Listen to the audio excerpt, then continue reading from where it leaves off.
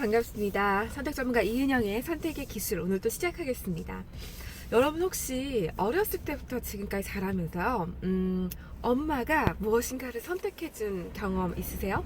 그 비율은 얼마나 되시나요? 그래서 오늘의 주제는요, 바로 엄마가 선택하면 더 행복할까입니다. 콜롬비아 대학에요, 시나 아이앵거라는 교수가 있습니다. 이분은요, 인도 분이고요. 그리고 약간 선천적인 어떤 장애로 인해서 그 눈이 보이지 않습니다.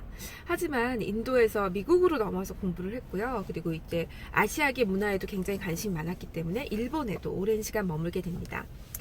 그녀는 교토에 머물던 시절에 한 가지 실험을 진행합니다. 이 아시아계 학생들과 이 미국계 학생들의 선택에 대한 생각을 좀 알아보고 싶었는데요.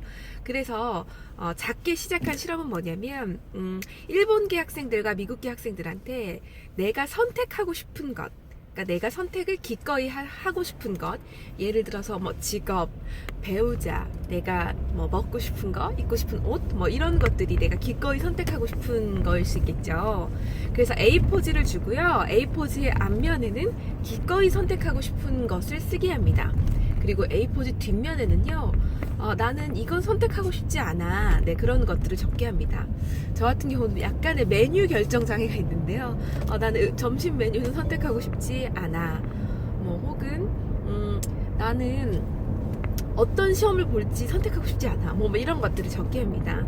그래서 그 차이가 얼마나 나는지를 좀 측정했는데요, 미국계 학생들은 아시아계 학생들보다 무려 선택하고 싶은 것들의 개수가요 4배나 많았어요. A4지를 4장이나 더 쓴 결과가 나타났습니다. 즉, 이 미국인들, 아시아인들에 비해서 미국인들이 선택에 대해서 얼마나 주도권을 갖고 싶어 하는지, 그 차이를 좀 나타낸 거라고 할 수 있습니다. 그래서 슈나는요, 스탠포드로 옮긴 다음에 본인의 지도 교수와 함께 그 문화적 배경이 다른 사람들의 선택에 대한 실험을 하기 시작합니다. 그래서 이제 아이들을 데리고 그 단어 조합하는 게임을 하게 하고요. 그리고 그 게임을 할 때 어떤 색 마커를 사용할 건지에 있어서도 실험을 진행합니다. 그래서 이 미국계 학생들과 아시아계 학생들 좀 비교한 건데요. 그래서 미국계 학생들에게 이렇게 이야기를 합니다. 그 단어 조합 게임이요, 그룹이 있어요. 이거를 동물로 게임을 할 건지, 뭐 꽃 이름으로 게임을 할 건지, 그런 조합이 있어서요, 이제 고르게 하는 거예요.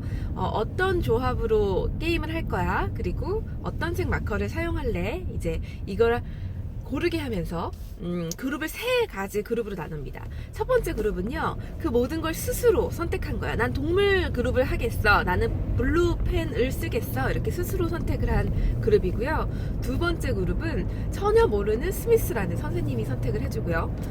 세 번째 그룹은 바로 이거 엄마가 이걸로 하랬어 라고 이야기를 해주는 겁니다. 즉, 엄마가 선택한 거죠. 결과는 어떻게 나왔을까요?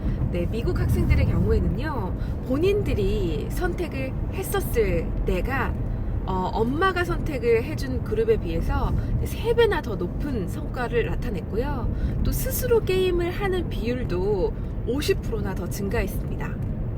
즉, 본인이 선택했을 때 가장 높은 성과와 스스로 그 놀이를 지속할 수 있는 시간이 아주 길어졌다는 거죠. 반면 아시아계 학생들은 어땠을까요? 예측이 좀 되시나요? 정반대의 결과가 나왔는데요. 아시아계 학생들 같은 경우에는 엄마가 선택해줬을 때가 스스로 선택한 친구들에 비해서 30%나 더 높은 성과가 나왔습니다.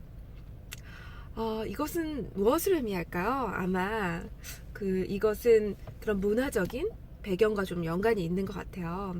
제가 최근에 탁월한 사유의 시선이라는 책을 낸 서강대학교의 최진석 교수님 계시죠? 그분한테 작년에 들었던 얘기인데요. 이런 얘기를 하시더라고요. 최진석 교수님이 공부를 할 당시만 하더라도 외국으로 유학 가는 게 되게 쉽지 않은 일이었는데, 우연한 기회로 외국에서 공부를 하고 홈스테이를 하셨다고 하더라고요. 근데 본인이 굉장히 놀란 포인트가 하나 있대요. 뭐냐면 우리가 어렸을 때 이렇게 친척분이나 부모님 친구분이 오시면 용돈도 주시고 그러면서 꼭 가실 때 하시는 이야기가 있었거든요. 혹시 뭔지 여러분 기억나세요? 하신 이야기는 정말 한 번도 틀린 적이 없었어요. 뭐냐면 그래 공부 잘하고 부모님 말씀 잘 듣고 요거였거든요. 최진석 교수님도 그런 말씀을 많이 들으셨겠죠.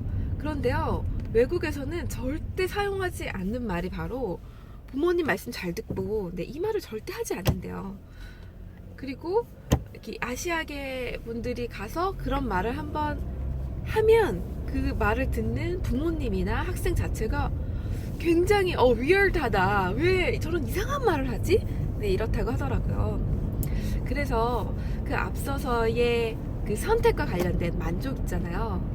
미국계 학생들은 스스로 선택했을 때 만족과 퍼포먼스가 가장 높았고, 아시아계 학생들은 엄마의 선택에 의한 만족도와 퍼포먼스가 가장 높았다는 것은 우리가 자라오면서 그 받은 많은 메시지들 그리고 규범들에 많은 영향을 받은 게 아닌가라는 생각이 들었습니다. 선택은요 정말 어려운 문제죠.